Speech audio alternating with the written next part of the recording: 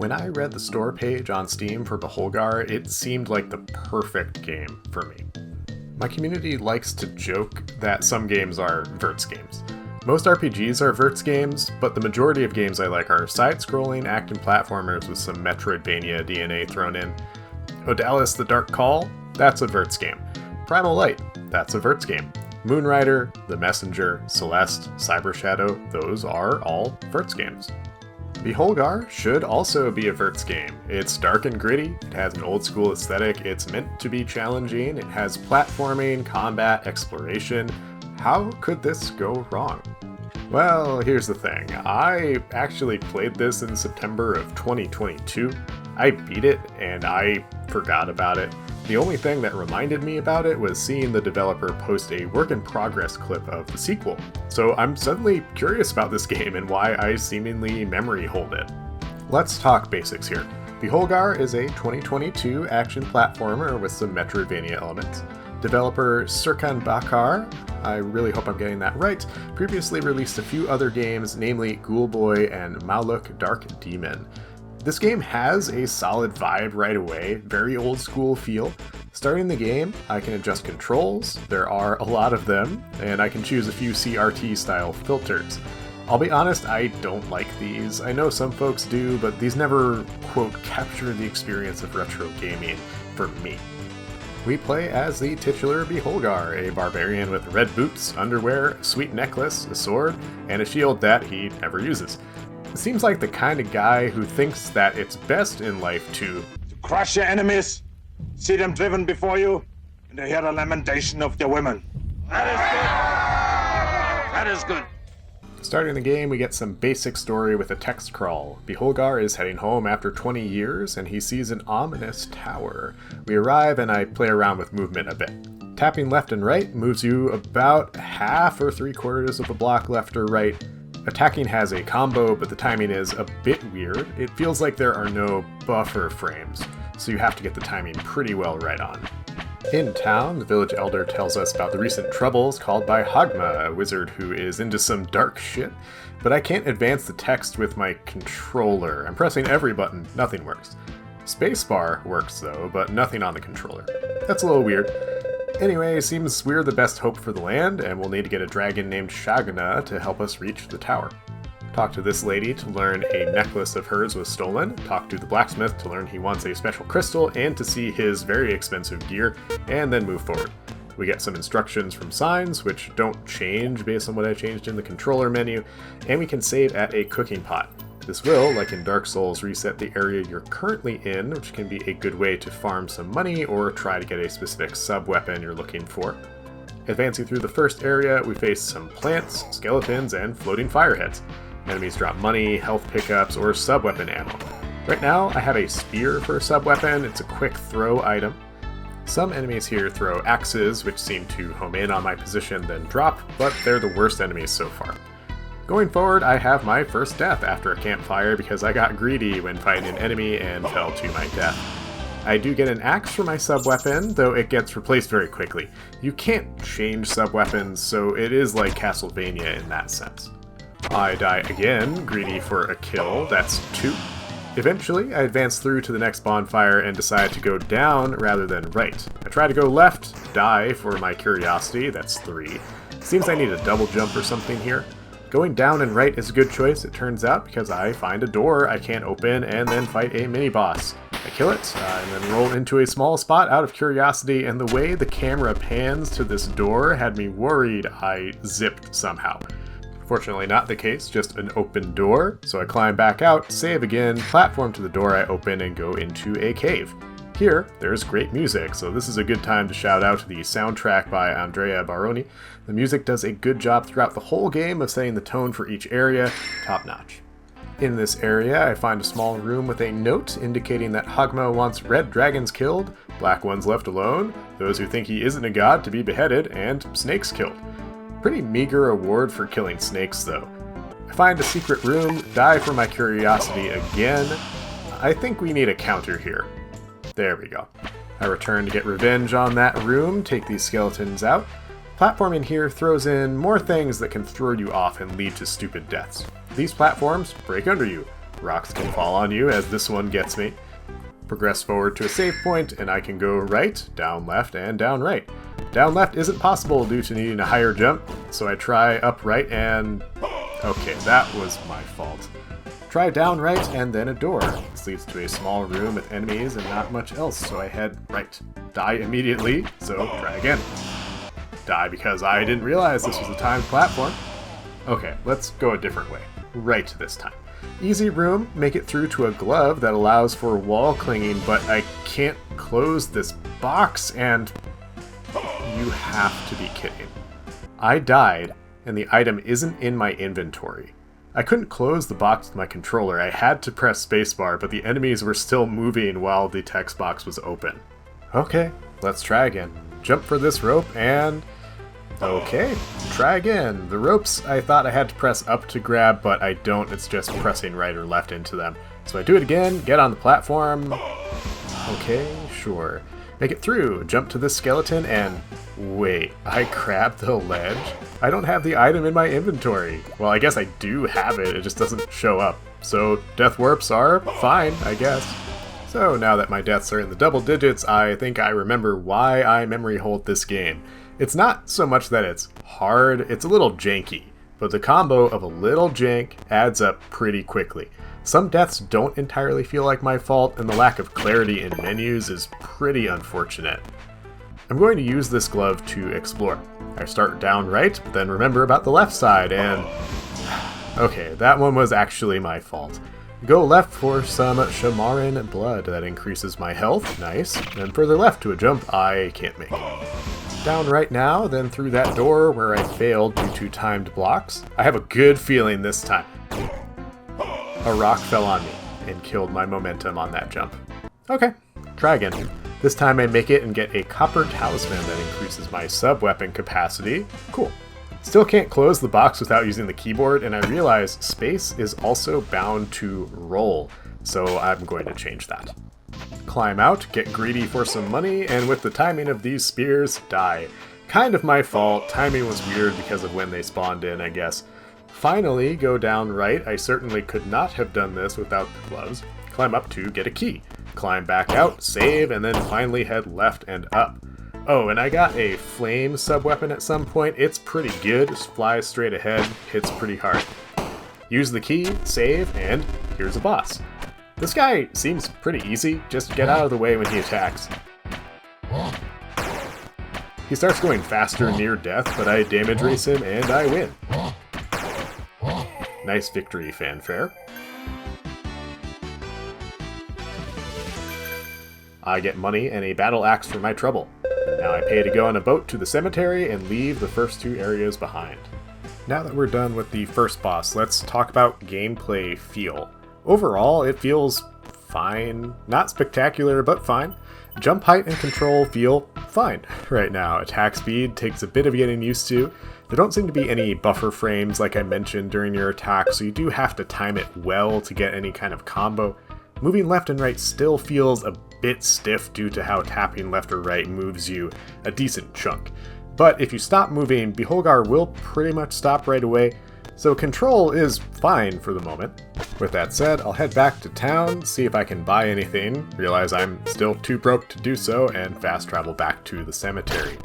Next up, the Witch's Cemetery. We can go right, but I decide to go up first. I run into zombies and some flying witches, now spinning death orbs, now goblins, now dogs. That's a lot happening on one screen. Save, go down to a wall I can't get through, so go up. This enemy shoots green gas, which I can assume is bad. Open a shortcut, then decide to head back to the left for that path I didn't follow. On the way back, a flying witch hits me and poisons me. This drains my health. Items can heal it. We have a running counter of antidotes at the top right, and we use them automatically if we have them, but I don't have any right now, and I don't know if this can kill me if my health is low enough. Better to avoid it. Chat with this witch and she'll sell me some things. I was saving money for upgrades in town, but I'll take some antidotes. Right, go back up and to the right.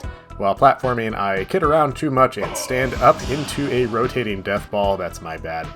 Try again, make it through, head right and back through the shortcut I opened, go down, meet this demon that poisons me. I debate between going down and right. Down leads to a wall, so right is the option. Moving platforms are fun until instant death spikes happen. I make it this time, climb through poison gas, and see the worst room setup with this demon.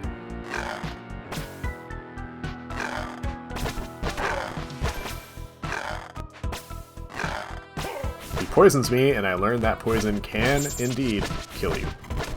Alright, platform again, ropes again, and realize that the axe is the worst sub-weapon. Poisoned again, but there's a save point. Jump and... time platform. Okay, platform, gassy rope, demons, death. This room is genuinely the worst I've seen in this game so far. Something about this demon's placement, the dog down below, the second demon, it's very weird. I get there again, die again from poison, make it back with spears, thank you very much, and finally reach the save point. Now, I want to go back up and right, but it's tricky with this demon. How about left? Bone dragon? No, I'll take the demon. Weird thing, enemies stay damaged between room transitions, but they do come back to life if you transition after killing them. Get some treasure, save again, dragon time. My sub-weapon barely reaches him, which is good. Treasure again, save again. Finally head right and down, find a floor barrier that I can't do anything about yet. Move forward through enemies, a bone dragon, gas, and finally find this guy. He's very excited about this burning door because it means there's a genie here. He tells us we need an amulet to get through, so here's what I assume is another side quest. That's 3 so far. This door does hurt you, by the way. Before going to what I assume is the next area, I climb this wall, see there's some path I can't quite reach and get some extra money, and I realize I can buy one of the upgrades now in town. The one I want will let me roll through enemies unharmed, but I'll have to reach a campfire to teleport back. We'll do it later. Better to wait until the first bonfire of an area, I think, since I'm pretty sure fast travel takes us to the start of an area. This new area has spear guards. They aren't too bad, they telegraph their moves quite nicely. Entering a small cave, we see a note that tells us Sultan Jabbar is a bad man and made a deal with a genie. Hey, we saw a place where a genie was, probably the same one. This note writer seems to have met a poor fate that I hope I can avoid. I do like the world building on these notes scattered around. In fact, I think the art and world here are well done overall. Pretty compelling place to learn about thus far. Move past these witches and find some arrow guards who didn't plan their positions very well. One I can hit from underneath. I could do the same for this next one. Can I destroy their projectiles? No, I cannot, and I die while trying to jump over this one's arrows. I get through the second time, though. Now that I'm at a campfire, I can fast travel to go buy some stuff, but I'd have to do this whole intro again. Well, I guess that's fine. Oh, but in fact, that's not so, because I don't even see this place marked on the world map yet. Alright, I guess I'll wait. One more room and one more death by poison later. I can now teleport back because the next node on the map is active, so I'll head to the smith and buy Shubra's necklace. It grays out, and it doesn't show up in my inventory. I hope it works. Well, it does, but not through projectiles like I tried to do here. I can roll through this plant, but not if it has its spores coming out. Right, back to Jabbar's palace. Fairly short segment to get to the next bonfire, and I can go up or down. Well, really only down. Up is a locked gate, so down. Fun platforming section here. It's a bit tricky because I can't see down very well, but I like this section. It flows pretty well. It combines the challenges introduced so far, adds some flavor with timed spears and an enemy shooter. It's pretty cool, and there's a campfire at the end, fortunately. I remember I can roll through enemies here and have a bit of fun with it. I go down, see a path I can't follow yet, probably, and roll under this and... Oh my god, what is that? Oh my god! What is that? I assume their green orbs are poison. I don't want to find out. Another one of these walls that I can't pass through yet blocks my progress, though. Climb back up, go to the right past some lame wizards, see a switch with a platform, and enter this cozy dining room. Sorry to interrupt dinner, guys. Use the platform to go up and get absolutely bodied by this wizard. Go back, he disappears for some reason when I mess up my movement. Talk to this old prisoner who admits he poisoned people, but he'll reward us if we free him. Sure, man. Left reveals a barrier door, up and right is an enemy hellway to a campfire. Go back left, the enemies are different this time, to create a shortcut back to where the first split was in this area. Alright, through the hellway again, and to a not-so-fun platforming section. This is where the game's mechanics start to show a little bit of roughness. You have to jump very precisely at the top of this first rising platforms movement, then again for the second, then jump over these spikes, then get a well-spaced jump. I fail and die. Been a while since I've died, actually. I die again when jumping between blocks. Fortunately, there's a campfire before and after this whole segment. Save, and next up is a boss very suddenly appears. I am not prepared in any way. I also had to step away for a minute here to deal with a cat causing problems in the house. It's pretty typical. So I don't think this will be a first try boss kill. This guy charges you, which causes rocks to fall, and jumps to create an explosion and rocks. I die, and try again.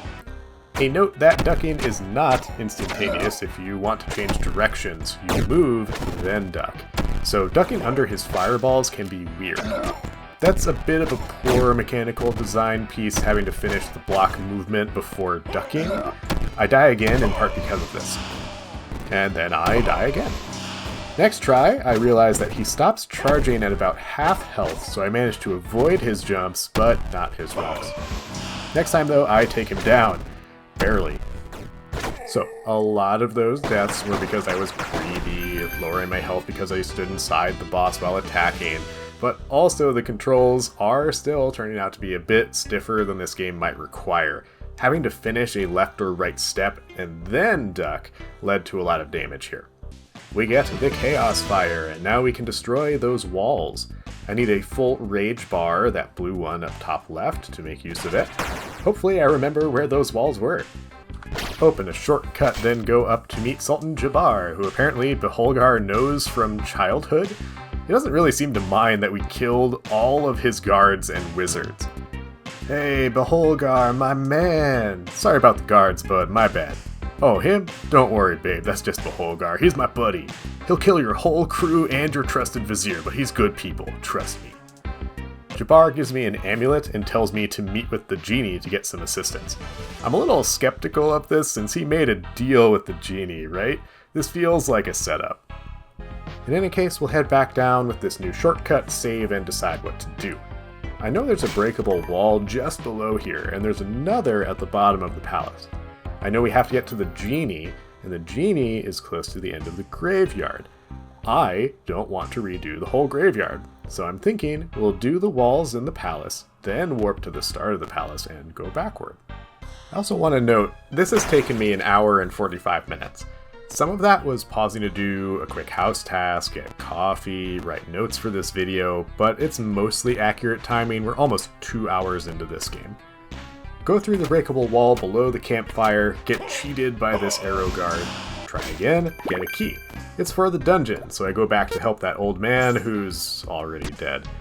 But I get a ring that reduces the duration of poisoning. Thanks, old dead man. Go to the other wall, climb up a bit, skip this suspicious pit, save, and then try to jump down the suspicious pit. Looks like it could lead somewhere. It does not. This path does lead back to the beginning of the area, though. I decide to not be a wuss and explore the graveyard more. Foolishly, I try this drop, and yeah. I do find this wall near the entrance, and I'm rewarded with a ring that fills my rage bar faster. Destroy the other wall, and we skip some of the platforming this way. That's about all I find, so I try to go toward the end, fail at platforming, teleport back to Jabbar's palace to go backwards like I planned, and then try desperately to find a save point before going into the genie's lair. And then, I die anyway very quickly after going through the genie door, because Beholgar sucks at moving and ducking. I do eventually get through to a campfire, and then I go on to the genie. He's pissed off that I'm here, so he attacks. He's kind of a disappointment. He's shriveled and old, and he summons zombies and hops around with his magic head. He changes his phase to summon the poison witches, who, I will note, still poison you when you use the invincibility roll to get through them, and he hops around a bit faster. He does almost get me, but I take him down first try. My reward is the magic boots. I can now double jump. Neat. However, this is a very uninspiring double jump, adding just a little bit of height. It is just enough to advance to the Ice Mountain, where we get a cutscene to start things off. I assume this is Hagma, who we're zooming in on while he's pondering his orb. This is the whole cutscene. In the ice area now, I teleport back to the cemetery to check a spot. I think I can double jump and... oh my god. The teleport takes you back to the last bonfire if you're going back to an area you were just in. That would have been good to know before.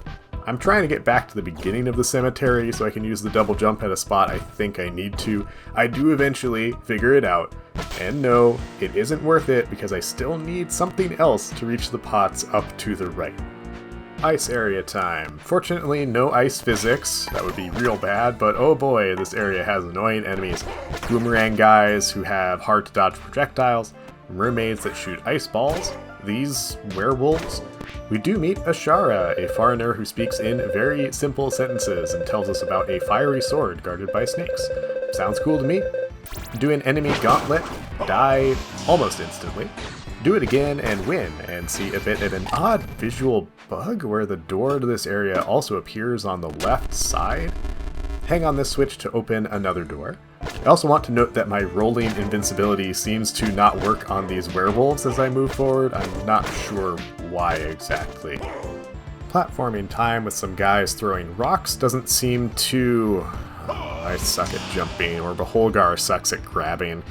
Anyway, make it through to reach a cave where there are some choices. Go down and find a secret area, but it's a long hallway of spikes and I can't reach across.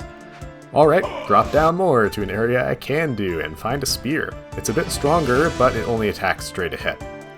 Move forward and meet the timing puzzle from hell. Spikes descend when I hit this switch. I have some amount of time to climb, but the game doesn't provide any indication of when they'll pop back up, so yeah. Make it through that, then through not one, not two, but 3 enemy gauntlets. Then get an ice spell, which lets me create blocks of ice in the air. So that's how we'll get higher than our double jump. Alright, that works for me.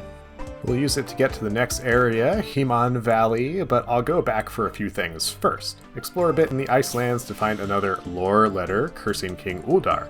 Find some money in the graveyard, and go on a long excursion in the palace. This is pretty fun, actually. I do die once, but we only find more money at the end. Well, at least I can buy some stuff now. Buy both the hit ring and the magnet ring. Hit lets me block projectiles by shooting them. It's unclear if I can use my melee weapon for that, while the magnet ring will bring money to me. Nice. In Himan Valley, I see some exploders and see that I can indeed destroy projectiles with my weapon. Eventually, I'll go down and right to do an enemy gauntlet, dying the first time, of course, then get another sub-weapon upgrade. It's been a while since I've gotten an upgrade like this. It feels pretty nice. Go right, then down right again to find a breakable floor. I saw one of these in the cemetery before, so here's a second I'll need to do something about eventually. Fight some mosquitoes, find a locked chest, then find Ashara, dead. Dang, that was a short-lived NPC interaction. I wonder if there's a way to save her or something. I find a boss next, this worm that tunnels and shoots poison globs. I die because of poison damage, very cool. Try again, take it down this time, and get the rage dive. Now I can destroy those floors. I go to the right and find another sword hidden over here. That would have been pretty helpful before the boss because it's both stronger than my spear and it's the same speed. I traverse back through, die because of my greed, but I also realize the controls are not well suited for platforming.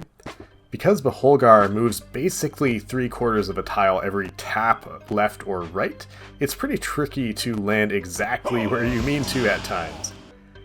We might be stuck down here for a while. This is a weirdly precise spot. I do escape, thankfully, and I get a key with our new dive to open the locked chest and finally get another health upgrade. Advance forward using our down dive and platforming skills to finally meet the dragon Shagna. He seems sick or something, so we'll do as he asks. Use a key disc to go to Shamarin. Shamarin, I believe, is the snake lady we've heard about before. We saw the snake temple entrance forever ago in the forest. I have a moment of sudden memory, the spiked path in the Iceland that I forgot about, and I find the necklace the woman in the town was looking for. Neat. I had no issues getting to it, but I do have trouble getting back. Well, death warps are fine. One more bit of backtracking to the cemetery to do our down smash. This is near the end of the level, so back through the Bar Palace again, then back through the cemetery. Not too bad here, but I die because I forget how to press a button to jump. I'm rewarded with a sub-weapon expansion. I get another one for returning the woman's necklace, and now we're off toward the snake dungeon. Well, sort of. I take another path in the woods that I could have gone through after getting the ledge grab. I unlock a shortcut, die in this horribly busy room, then get the blacksmith's crystal. I reach the dungeon area, I go down because I forgot that this is where I fought a mini-boss, and I die. So I come back, go back down there, almost die again, but then finally enter the snake castle. I get another cutscene. Yeah, all the cutscenes kind of seem to be like this, not very active, just a solid zoom in. I decide to teleport back to town, turn in the crystal, and receive a ring that allows my projectiles to go farther. Alright, time for the snake castle. We're going to go down, find this secret room, travel across it, and... yeah. Okay, we'll try again. And again. Okay, that one I blame on myself. Try again. Phew, made it. For some money. Alright, I don't like this place very much at... sure. Death warps work.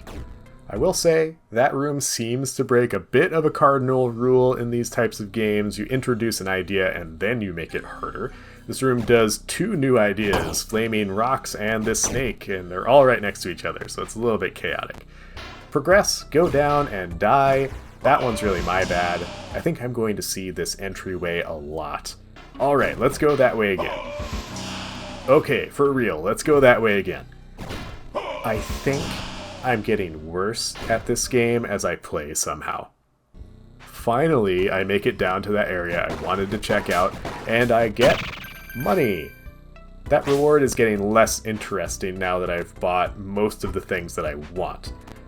Well, I'll continue on, I'll kill a snake, and fall to my death. Yikes. I'll make it through, money reward again, and finally get through the first full room of this dungeon. Yes, that's right. This is all one room. In the next room, I know I need to find a save point. I go up, find an enemy gauntlet that very nearly kills me with both poison arrows and where the melee enemy spawns on me. I see the next room, say no thank you, and learn there is a save point literally below where I entered this new room. Continue down and to the right to a locked door, then further on to save again, which is good because I tried to jump over spikes and I die. Then I try again and get a key. Go down again for an enemy gauntlet, some poison spewing faces, and I find Kuldur's fiery sword. This does the same damage as the Dragon Tooth sword, but it's faster. Nice. I head back up, I use the key, but I decide to backtrack further to the upper path that I didn't explore before.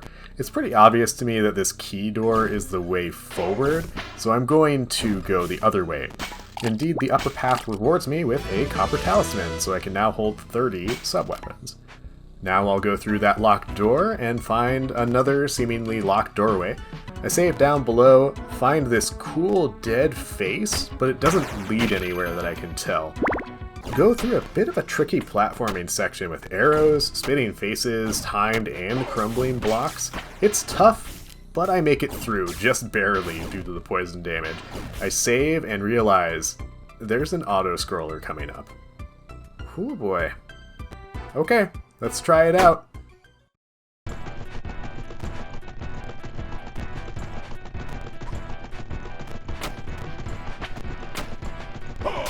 Sure, my bad that time. Make it further next time, but I get stuck between these crumbling blocks? It's a bit weird that I can get myself stuck there. Alright, let's try again.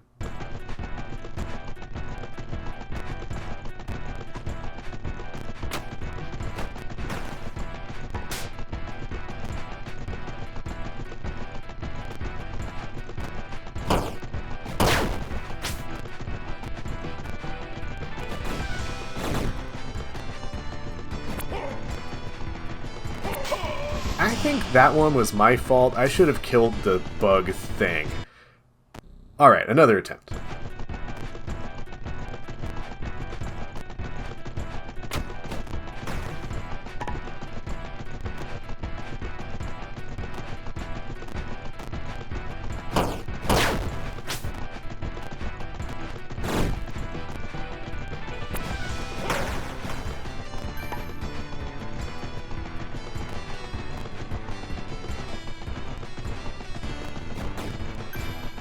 It took a few tries, but man, I gotta be honest, this control just does not feel suited for this at this point. I open up a shortcut through that locked door that we saw before, and here is the boss, the Ancient Snake. 2 attacks that telegraph decently well, but that hit very hard. His fireballs seem to do a quarter or maybe a third of my health, and the big rocks create fire that do about the same and kill me. Try again, and the fire can maybe just kill me outright. I had about half health there. Try again, do pretty well, and realize that I hear a noise as I hit the fireballs. I die anyway because I'm too close. But now, I'm curious. Can I reflect his fireballs back at him? Let's try it. Sure enough, it works. Doesn't do much damage, but it makes it easier to fight him. This time, I win. I remember this boss from my first playthrough. I died here about 40 times when I first played this. Victory actually feels very sweet now. We'll move forward and we meet the Snake Queen, who hates Hogma because he cursed her dragon. So she agrees to help us despite us killing everyone in the castle. The Queen tells us Hogma made a deal with a demon outside the celestial sphere, and then says, "I will not go into too much detail and confuse you with information that will exceed the limits of human mind." That seems like a bit of a rude reason to skip a lore dump. But she does at least give us medicine for Shagna, and she increases our max health. Thanks, Snake Lady. And of course, I die while leaving. It's fast warp time, because after dying 16 times in this area, I'm feeling pretty done with this. There's no way to tell in-game if you have the max of everything, by the way. There are achievements in Steam that pop up when you get all the health upgrades and the copper talismans and such, but I already had them from my first playthrough, so I didn't get them to pop again. Back through Human Valley, which isn't so bad now with an improved sword. We heal the dragon, who had been trying to see what Hogma had been up to and was cursed by the wizard. So now that he's cured, he'll take us to our destiny. Another cutscene later, and we're at the tower. Surely, a challenging final level awaits us. Or we find Hogma right away. Given that he wants to destroy everything, it is definitely time to fight him.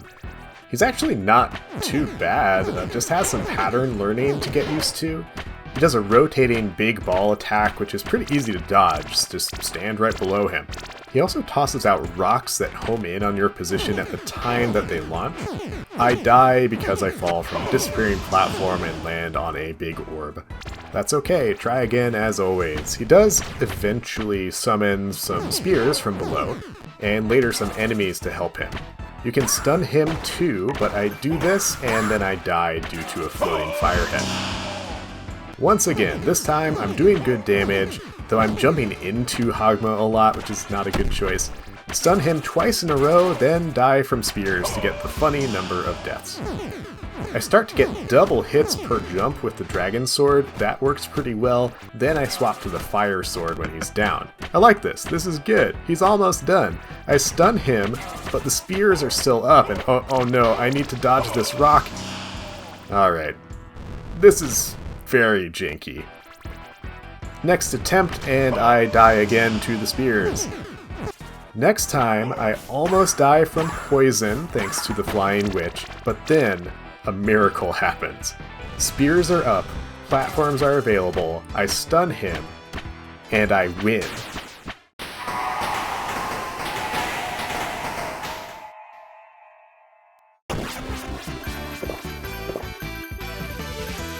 I get a lot of money in a final cutscene in which Hogma dies screaming.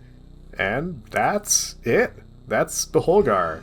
You can go back into your file, but all I get is the same cutscene again, so no continued play for 100%. I seem to remember that when I first played this, I could go back into the file, and Hogma was dead, and everybody congratulated me when I spoke to them, so I could pick up anything remaining, but I guess not anymore. So, is this worth playing? Is it a Verts game? It's a little rough. The mechanics seem smooth when you start, though melee feels maybe a little stilted. As I got further into the game, it felt increasingly like the control and movement weren't really suited to the challenges put in front of me. Bosses were pretty good overall. Save points were reasonably generous. Poison damage is terrible. I never want to see it in Metroidvanias. This game is pretty short. This was my second playthrough. It took me about 4.5 hours total. My first playthrough was about 8 hours. So it's kind of a weird one. It's fine, but not great. It has all the hallmarks of a Verts game, but it doesn't really nail any of them. I think, honestly, it's worth a play if you like the genre enough to deal with some weird controls, but I really hope the sequel takes what worked here and improves on it. There are really good ideas here. It's a great world, there's some fun platforming design. I genuinely liked some of the challenges. It just doesn't quite work all the time. I'm excited to see what else the dev does though, since I think there's a lot of potential here. Thank you for watching. This one was a spur-of-the-moment replay, and I hope I approached this game fairly. If you also played this one, I'd love to hear what you think about it in the comments. Thanks again, and have a great day.